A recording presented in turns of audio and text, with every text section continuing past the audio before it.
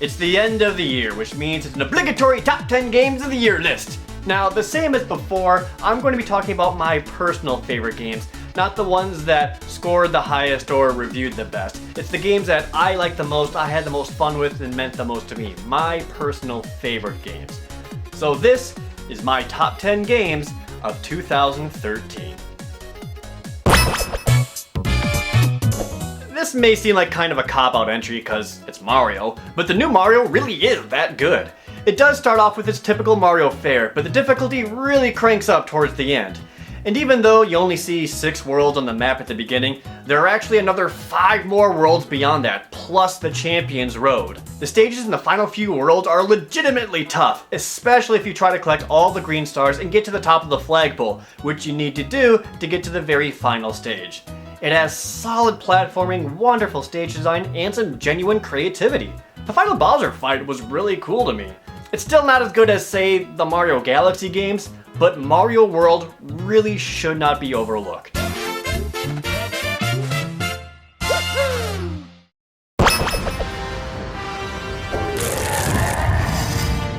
There's been a common trend in indie games lately, and it's a lot of them boasting that they're true NES hard retro gamer delight. And of all the ones I played, Volgar the Viking was the only one that truly captured that spirit. It requires precise jumping, attacks, and careful planning. It also rewards those who master every stage by including a much more difficult alternate path. And the true final boss and ending can only be seen by completing that. It has a lot of replayability as you noticeably improve yourself with every playthrough, which again, invokes the games of old. Lovers of Castlevania, Ghosts and Goblins, or even Dark Souls need to play Volgar the Viking.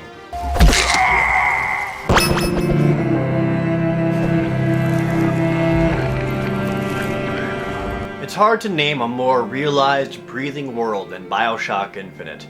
Every little detail in the environments, the characters, and the atmosphere all culminate to a wondrous place, with underlining social issues at every turn.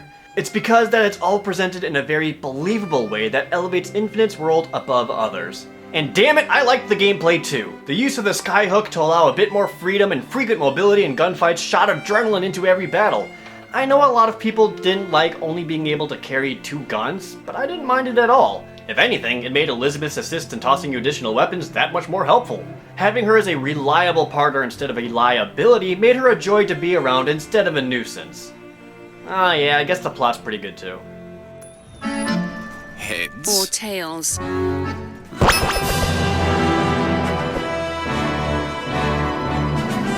In an age where it seems like JRPGs barely exist anymore, out comes Ni no Kuni, one of the best in years. Random battles, leveling up, towns and shops, and an extremely deep combat system that involves monster collecting.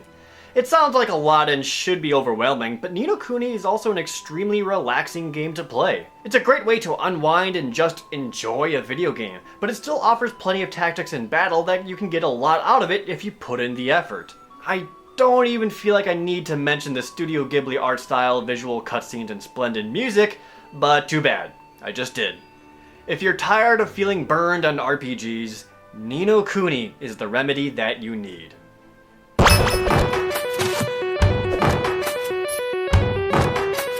This game is good, and it can be pretty dang hard at times. Its randomly generated dungeons and unique leveling up system makes Rogue Legacy enjoyable to play even with numerous deaths. Having different character traits after every death keeps some sense of variety with every run on top of the different room placements. The controls are perfect, exploration is fun, and the game overall is rewarding. Of all the games that try to have rogue-like elements this year, Rogue Legacy was the most enjoyable. And if you need any more excuse to play it, they just released a free patch that adds in even more rooms, bosses, and rebalanced abilities.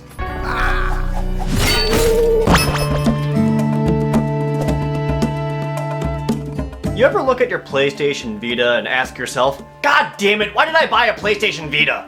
Well, Tearaway is the answer. From the same minds of Little Big Planet, Tearaway is the best example of using the handheld's additional features to create unique gameplay instead of forcing it in as a substitute for traditional controls. It's more or less a platformer, but the amount of charm it has is unprecedented.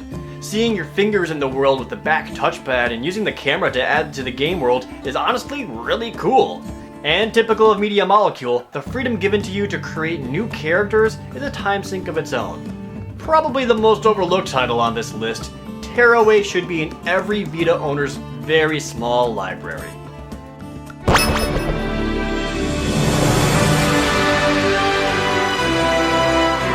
For almost a full year, Fire Emblem Awakening was the best game on the 3DS. The presentation is top-notch, from the exquisite cutscenes, the art, even the 3D is really well done. Creating your own hero was one of my favorite parts about this entry, along with choosing someone to marry for stat bonuses and a new character determined by your pairing. Turn on permadeath and you still have one of the hardest of the strategy RPGs out there, but still the most accessible game in the franchise. It's another one you can easily put several dozen hours into simply by starting multiple save files and experimenting with all the pairing possibilities and optional side quests. This is one of the few games that I recommend every 3DS owner to check out.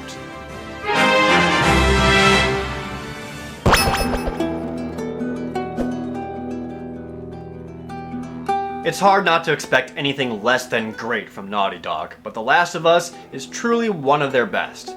Its stealth gameplay and dangerous situations made running for survival a more viable option than killing everything in sight, and the few situations that you do need to kill becomes filled with tension, as it was something you taught yourself to avoid at all costs. Every bullet, melee hit, and tackle has real impact. Nothing is simply brushed off by the character you're playing as. And character may be The Last of Us's strongest suit, as they are all believable and relatable, but more importantly, not necessarily likable. And that's what I like the most and hate the most about Joel. He's a selfish prick. After the world took too much from him, he isn't ready to give anything back. And I still say the multiplayer is surprisingly enjoyable, giving you a reason to continue playing after the story ends.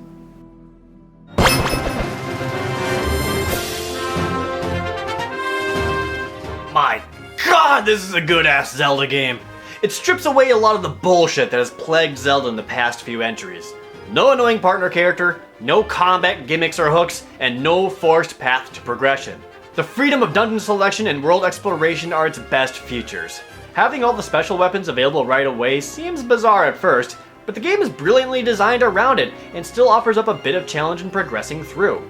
It is still on the easy and too short side, but man is it a blast. It's the first Zelda game in a long time that made me want to start over and play it again the moment I completed it.